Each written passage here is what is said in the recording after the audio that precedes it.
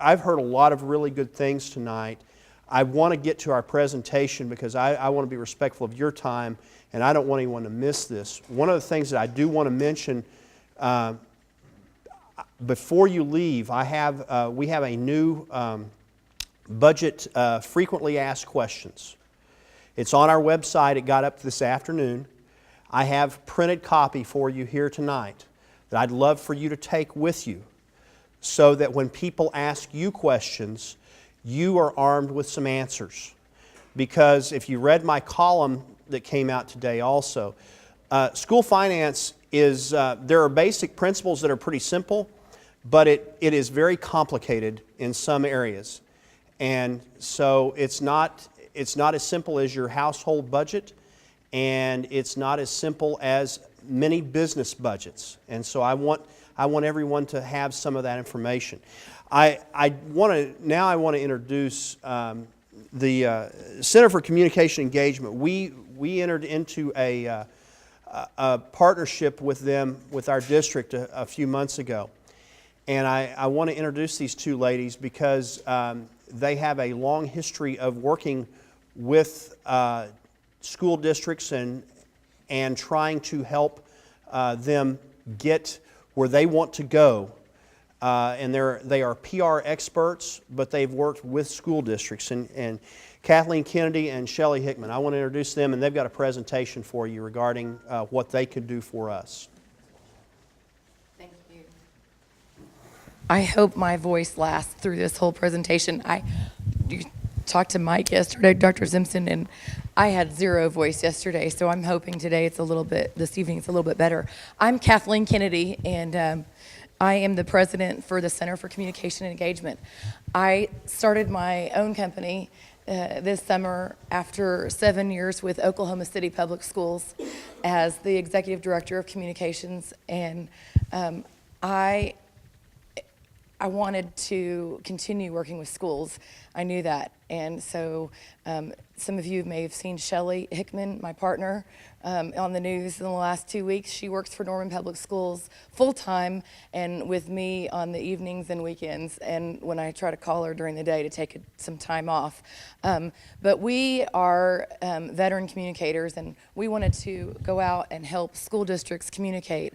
And so we started the Center for Communication, and we only work with schools and with education organizations. I'm not interested in doing PR for Devon or for anybody else. I'm committed to public schools in Oklahoma and helping all kids be successful and all schools be successful. We have a background of about 40 years of combined experience in working with PR and marketing in schools. And I have my accreditation in public relations, and we both have been presidents of the Oklahoma School Public Relations Association, which is a association for PR professionals, just for those of us who serve public schools, either K-12 or career tech.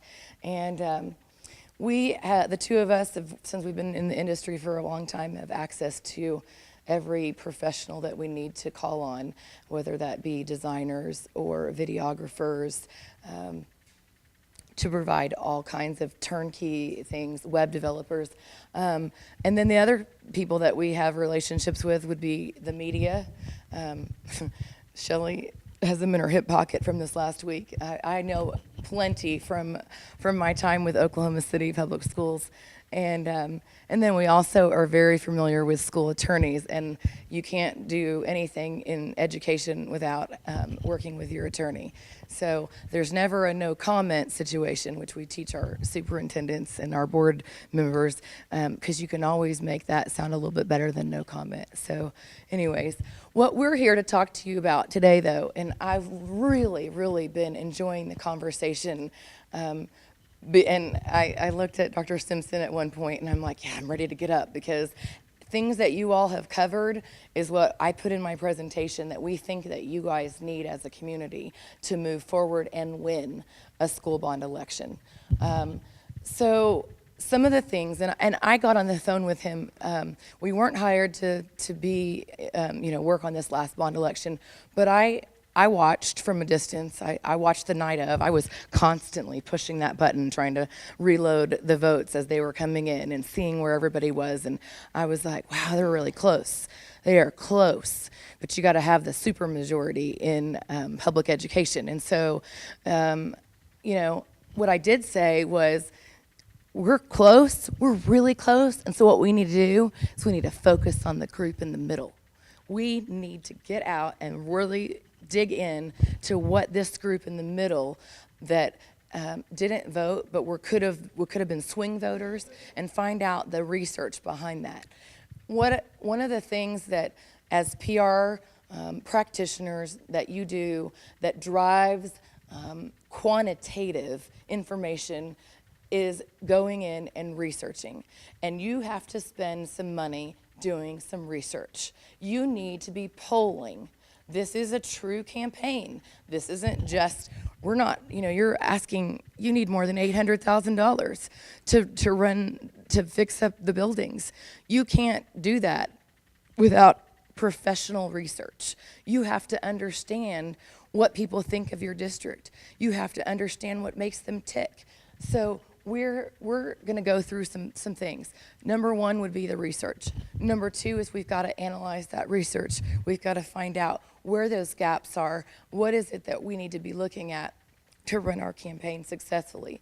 And then we're going to create our messages for the bond based on what that research told us and what that analysis told us. You don't want to just create your key messages surrounded on, although we know that the buildings are in disrepair, we've got to find out what our voters want. Where's that group of people that, you know, most of us in this room know that people that vote don't have children in schools. We've got to find out what's going to engage them to vote yes. Excuse me. And then we want to message test. That's very important too, included in that research. Using your polling person and engaging them in testing those messages to make sure that they resonate with people when they go out and vote. I think Shelley wanted to say something. She better get this mic. I just wanted to applaud all of you, because listening to what you were saying about what you felt like you needed to do in this next go around, you're absolutely right. There is a science to this. Kathleen and I together have been involved in 2 bond elections this year.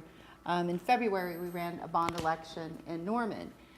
I could tell you down to the precinct for the last 5 bond elections how many people vote no. And there was the margin of difference was about 2%. I bet I'm going to find the same information when we look at Guthrie.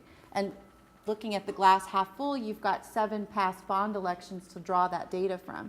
But I bet there's going to be a level of symmetry in your no votes down to the precinct level. And then we'll be able to determine how many yes votes do we need to get over that margin. Because I agree with you. Focusing on the people who perennially vote no is a waste of time and resources. Kathleen and I can help identify the swing voters for you and trying to get you to that 60%. Also, I want to congratulate you for getting 52% in a general election. It's difficult to get a supermajority in a general election. And we had statewide low voter turnout. And 52% was still I'm still very impressed by that. I think that there's a lot of pearls of optimism from what I've seen and what Kathleen has seen for you to have confidence that you can have a different result the next time around. I got to ask the question. The 2 bonds you were involved with, did they pass? Yes. In Norman, yes. In Norman, we had an 84% win margin, and when we ran a similar campaign in Garber, we had a 72% win margin. I'm not sure we would have got 72% in a general election, though. That's hard. That's really hard. But yes, it's a science. I will tell you, though, that Charlie Meadows is doing that same research, and whatever number we come up with, he's going to have found that number plus 10%. Well, there's a Charlie Meadows, I guarantee you, in every community. And, but yeah, absolutely. And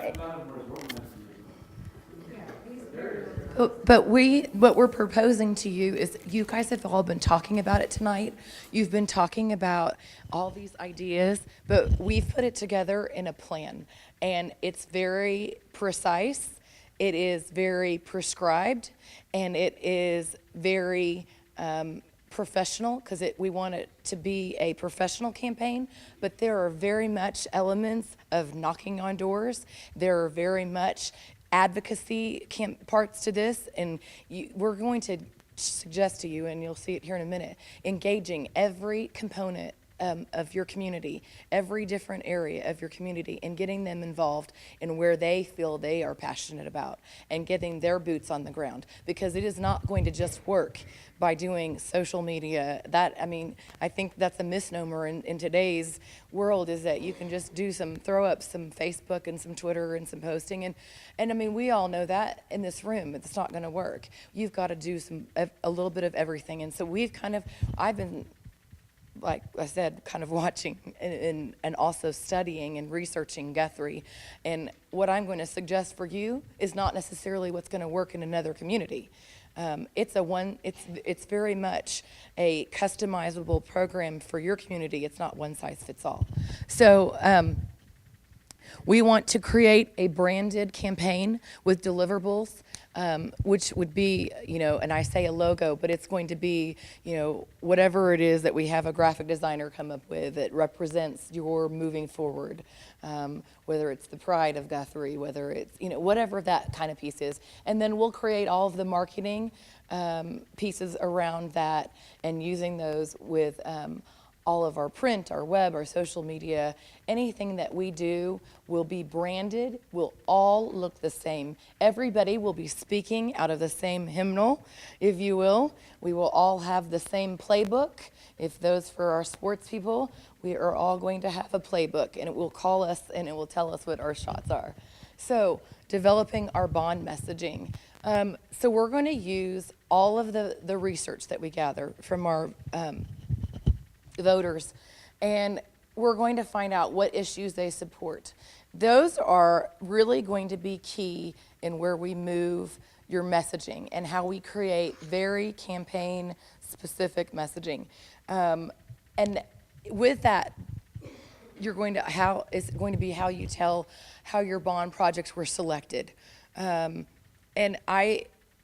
standing here right now, your last bond was just for a small amount, a minor, for some repairs to get you by. It's going to be determined what you all decide to move forward with.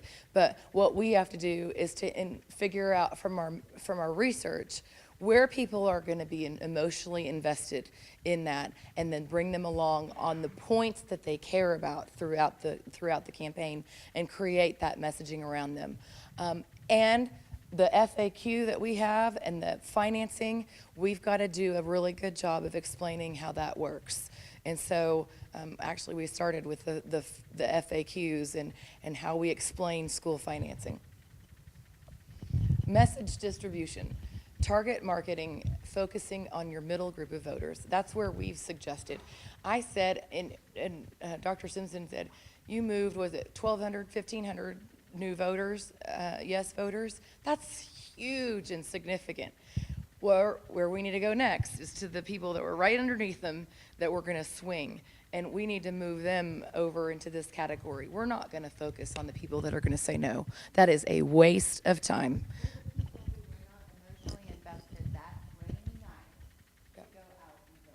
It was not necessarily the best weather that day, and there was probably a lot of people that stayed home. It's not necessarily moving people who are on the fence, it's also moving people out of their homes just to go get them to vote. We want to work with them on some target marketing through direct mail, some printed pieces, and some video advertising. The district website is going to house absolutely everything that you need. Everything that we create will be housed on the district website. We're talking about creating everything that's branded. And when I'm talking branded, professional, it's going to be like, well, I'm looking at the first thing I spotted was the Texas Rangers. Everything they do is in blue and red and white. So if that's the colors we choose, everything's going to have the same feel. We're going to have the same look to it. It's all going to be the same. When we do a presentation for the superintendent and we put together a PowerPoint, it will have everything in there for him. and for anybody else who's designated as a speaker. Because one of the things that we're going to suggest to you is that finding out from your research is that it may not be just the superintendent who carries the message. We may need other messengers in here who are viewed in the community, and you all are going to know that, and our research will know who that is, because who's going to be the best person to deliver that message.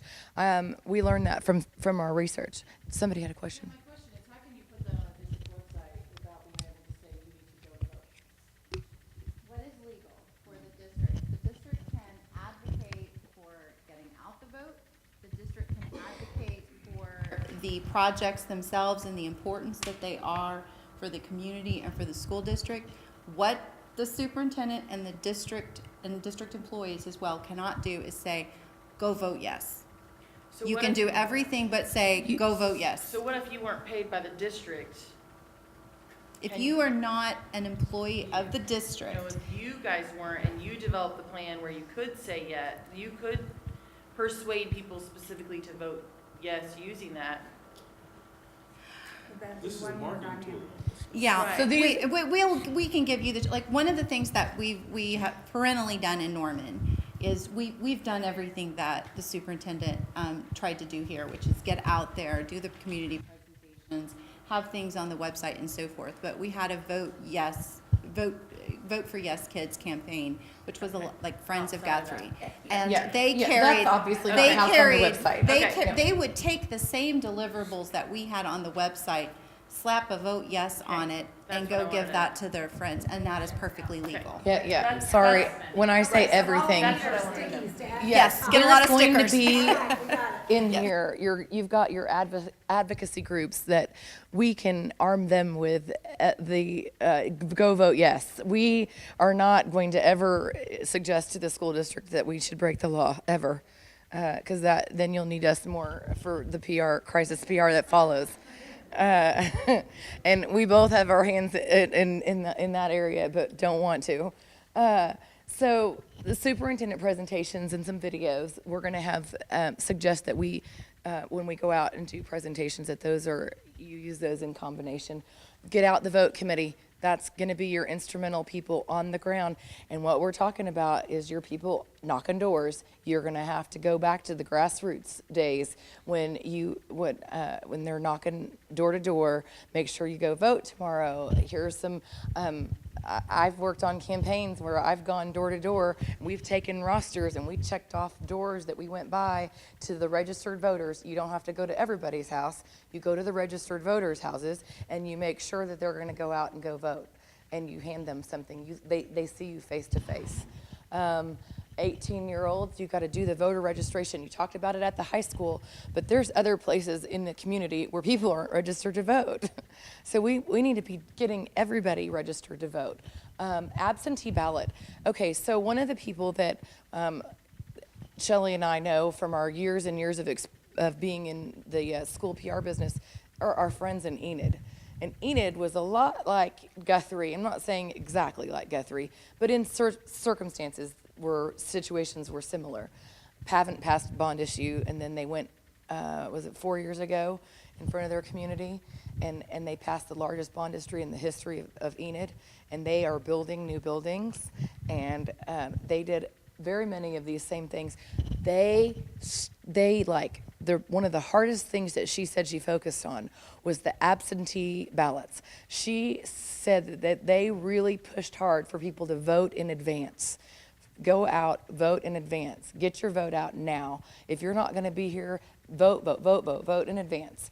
And the night of their election, she watched the absentee voter results come in first, and they hit in the 60s, and she knew that they'd won the vote. That they knew based on the absentee ballots they had won that night.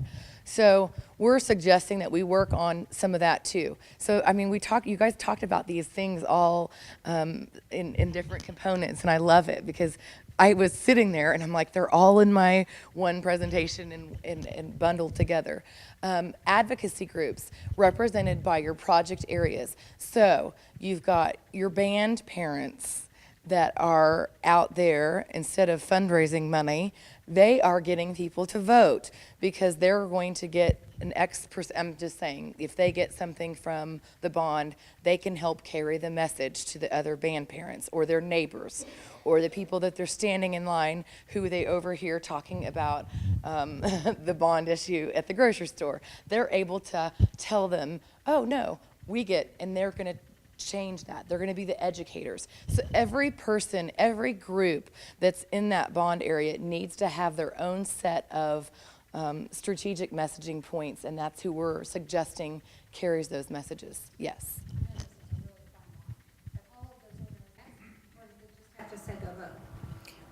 Parents can do it as long as they're not acting on the behalf of the school. As like the PTO president. Fine line, you know. Right.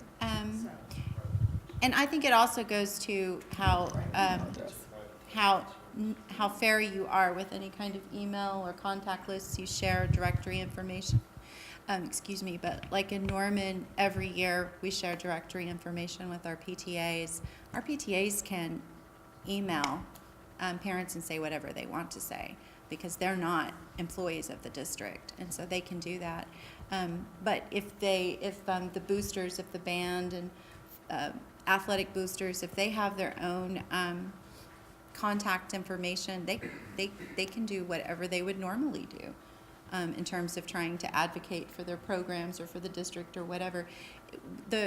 You cannot use district infrastructure like computers or its network to advocate for a yes vote. And teachers or principals or the superintendent cannot say in their official capacity, vote yes. Everything else, generally speaking, is legal. Well, they can say vote yes, just get at the grocery store on a Saturday. Right, Absolutely. Or exactly. If they wanted to go as a citizen and speak to a civic group, can they do that? If it's not on school time, it's not on school property. Yeah. Okay. And you can, because we've done it before, you can use your robocalls at the district level to say, go vote, not go vote yes. But you can say it, and Shirley's done it. We've encouraged it everywhere else. And Enid, they did it all the time during can the have leading up to children- that. you- You just can't tell people how to vote. Well, You we can just, if a private group pays for it. yeah, if a private, well, But you can't they use- have to use their, you can't use the schools, yeah. Hire service. Yes, you could hire a service. Right, But but- I'm saying if you wanted to call the Make parents, stuff up too. yes, but if you want to call the parents of the district and remind them of the deadline, voter registration deadline, if you can do that. You can say, parents, the voter registration deadline is tomorrow. Please don't forget, we need you to go out and get registered. Right. Can you That get a kid you that can says do. it's important for you to go vote for me? Yep. But we just can't tell them to vote yes. But we did that this time. We had people a lot of moms, we took our kids to the school lines at pickup time and had signs asking people to vote. But the problem is we were told that they needed to say, just go vote, not vote yes. Right. So, which is what we did. But, yeah. Right. Yeah, I mean, you can go probably a little bit farther. And typically, your internal audience is your get out the vote audience. But, I'm really interested to see when we do your research and we purchase data, I mean, we'll be able to tell you who voted and who didn't. I mean, that information is public. You can purchase it. And so we'll see, did it work? Did it work? I mean, did that internal audience actually get out and vote? Well, obviously, we know if every grade school person's parents went and voted, we would have been way over the numbers. So we know we have a whole lot of parents that didn't even go vote, much less the rest of the. And again, it was something that was the historically lowest participation in state history statewide. And it was some rainy, cold, nasty weather, but it was something that happened statewide. And to her point, I think one of the biggest things that we battle is that, yes, we wish that every parent, even in all of our elementary schools, would go vote yes. The reality is they won't because they think, because there's this great number out there with a 25% increase and a 600, they hear 600 or $700, they're gonna vote no despite the fact that they know their kids need it. So it's a way, we gotta figure out a way to make them understand that. Absolutely. We've got to boil it down to their Right. kids. And you gotta boil And- it down to the realistic number of what it's really Right. gonna cost them on either a Yeah. monthly basis or whatever, Right. so they understand the Absolutely. reality that they can afford it. Yeah. Right. That number So, was in Dr. Simpson's presentations. but Yeah, but do they know what the number is? I mean, there's a lot of people that, they'll look at a number and then. Absolutely. Okay, you know. That's where the research will come in really handy. Right. Because, I mean, And that's you what I'm all saying, have we some have to really educate good, them with I the mean, right you've got things. some gut instinct in terms of what you think happened in this area or this area or this area, but you're somewhat shooting blind and you need to know, and there's a way of finding out Right. exactly So- what it was. the last point on this page is a youth committee. And I liked the idea, someone thought about it, and I don't remember who it was, the nursing home centers and kids going in there. You need to have kids delivering those messages. They need to be led by a principal, probably the high school principal. But we need to have kids being a voice in this campaign. They need to be a message. People need to hear from the kiddos. Already went for it. Oh, you did, okay. So here's our message distribution. You've got printed pieces, which we know about. So they're going to be direct mail, your flyers, your handouts and posters. The news media, press releases, paid and editorial. Social media, you have to include that in your component. Phone calls by your parent groups, advocacy groups, football boosters, band, PTA, Friends of GPS. Dr. Simpson said he did them, but we've got to keep those in the loop because you've got to keep your internal audience as engaged as well, the in services, all of the school buildings, constantly talking to the employees of GPS. Sporting events, this is where you go and you have somebody handing out a flyer where every parent is going to see it, or the ones that have kids in those events, or if you've got band competition and so going and reaching your audience in the places that they are. So we're suggesting those. And don't forget that you can also do PA announcements as well. I think we skipped. Nope. So here's your campaign deliverables. The printed, we're suggesting that you guys do a 5x7 push card and a 3x5 don't forget to vote. This is to the group of people that we're going to identify through research, okay? This is not to everybody because we're not talking about sending this and blanketing to people that aren't even registered to vote. We're talking about narrowing it down to your registered voters. Yard signs, superintendent handouts, parent flyers, banners around town and on school fences, banners, those professional printed banners like that have the same logo and treatment, brand treatment that we're talking about using on everything. Newspaper ads that have the same treatment on there.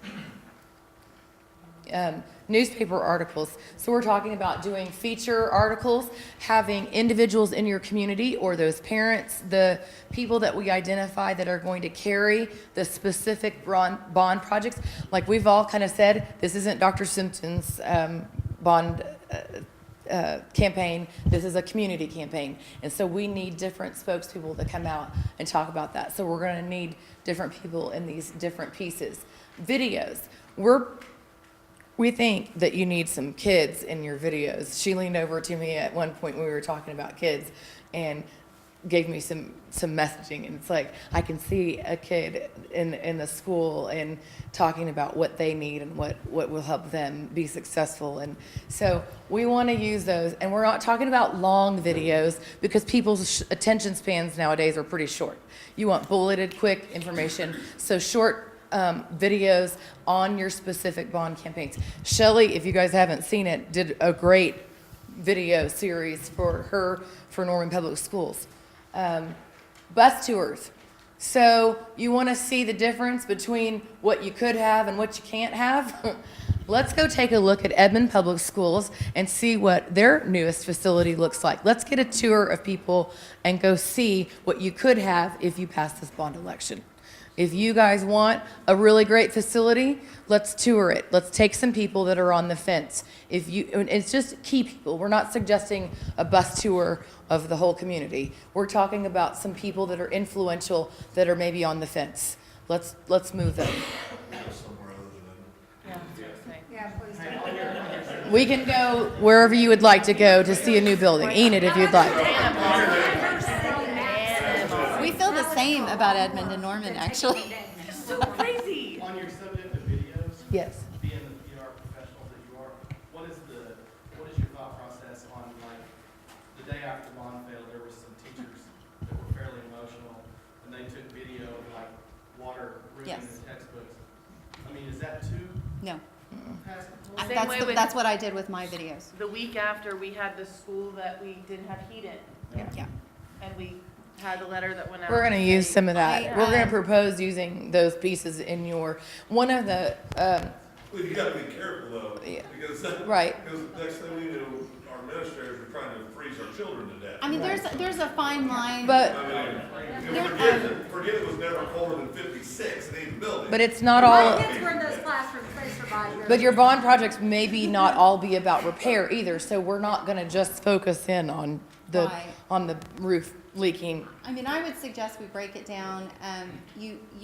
People's attention span, they're not gonna watch a 20-minute video, but if we have maybe 5 or 6 2-minute videos that are actually less expensive to produce and are probably gonna resonate with people more, and it makes it sharing it on social media a lot easier because people are apt to watch a 2-minute video.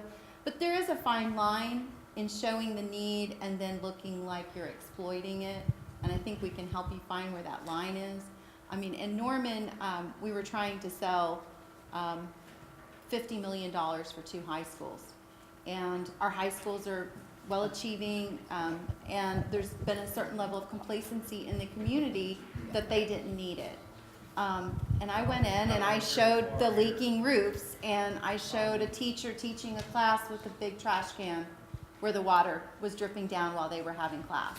Those things were really happening, and most of our community didn't know that that was happening. In this town, though, the Against campaign came out just right before the election. Yeah. With some information that was maybe mathematically correct, but Right. if you really look at it in context, it was terrible.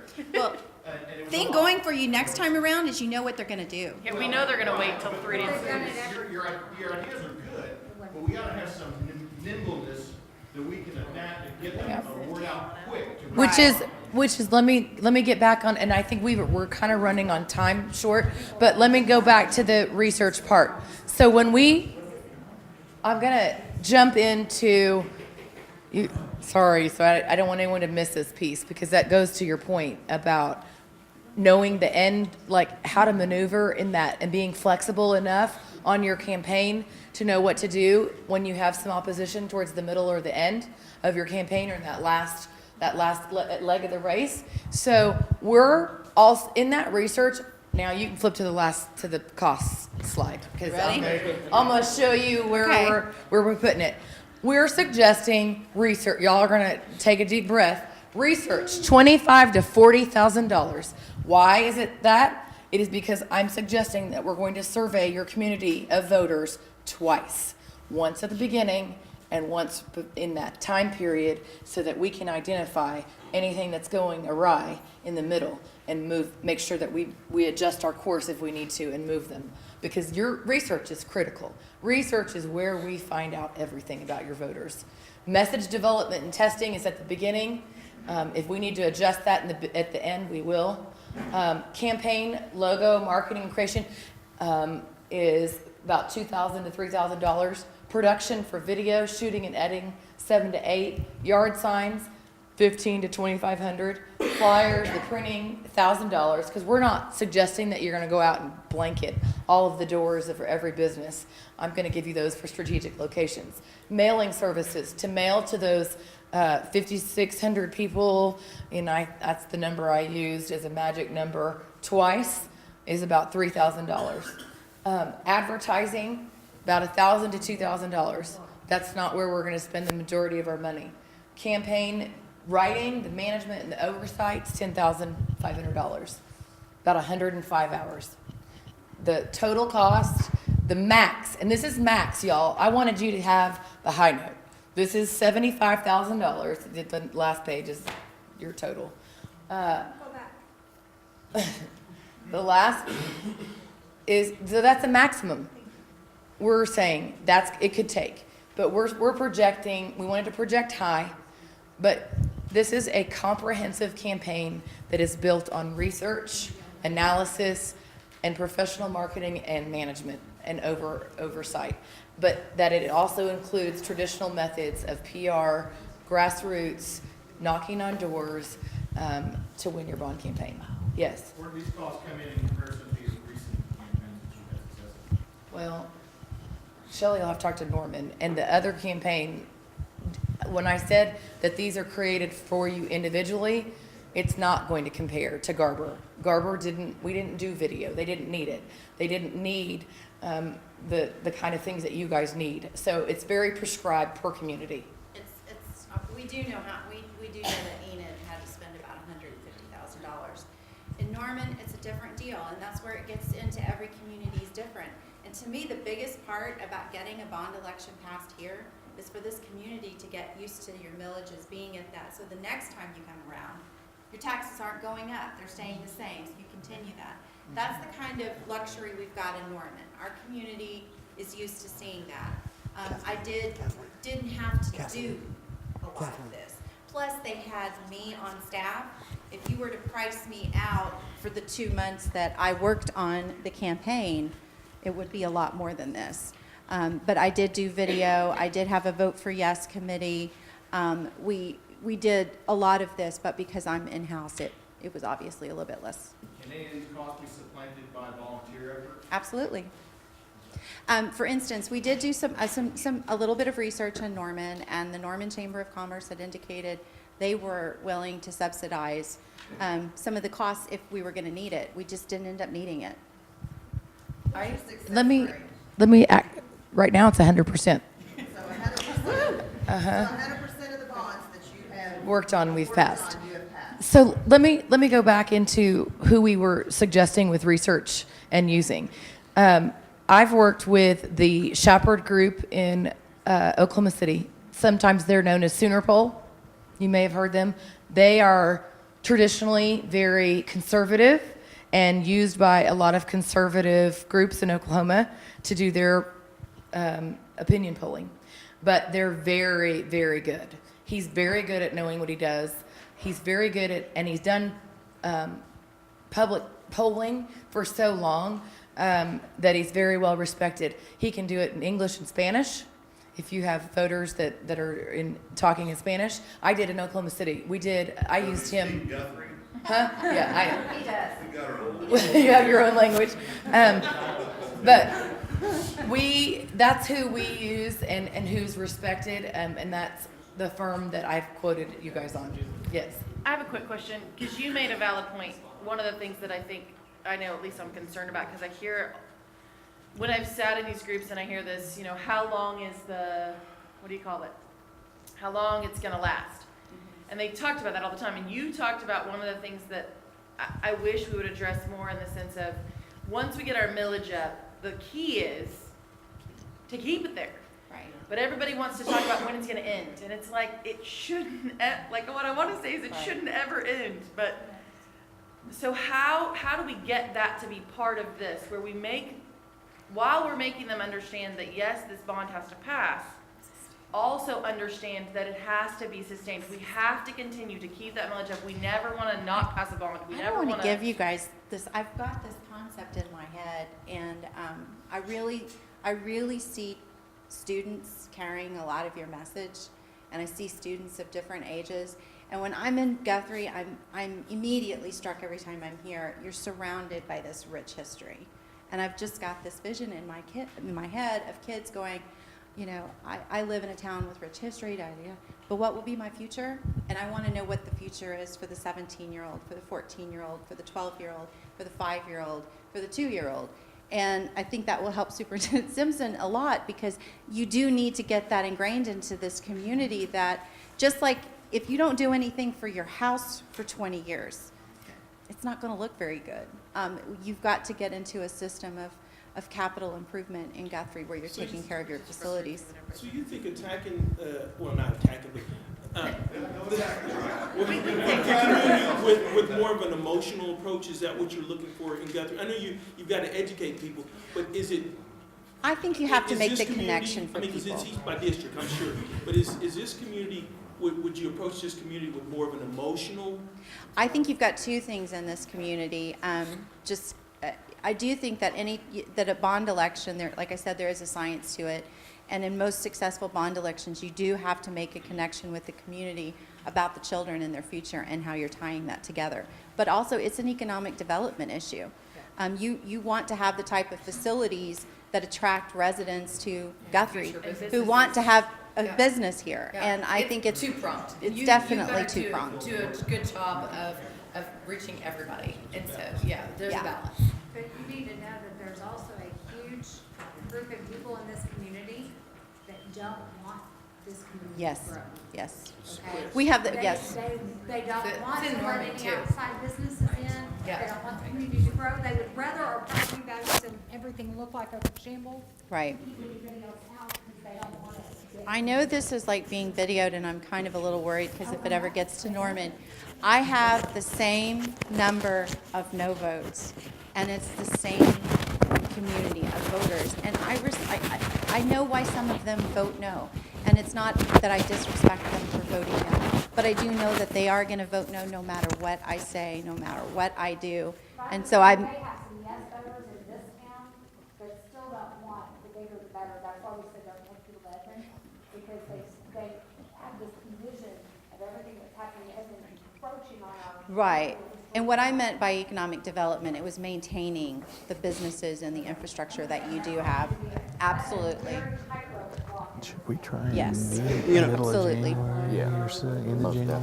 Okay. We have not put together a timeline because, number one, we don't know where you're going to go next. Like, what is you guys have got to come up with what you're going to do. Marble shop. Well, Yeah. My guy's from Norman. oh, Yeah.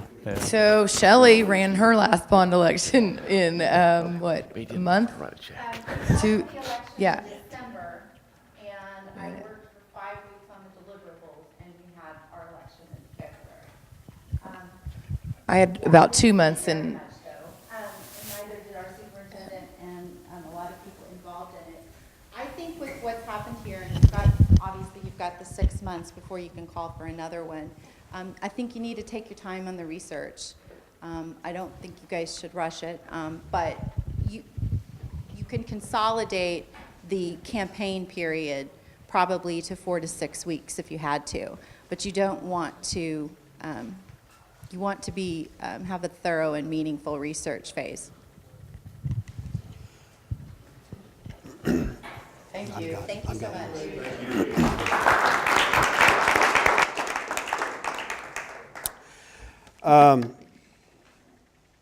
I want to kind of shore up a couple of things here before we call it an evening.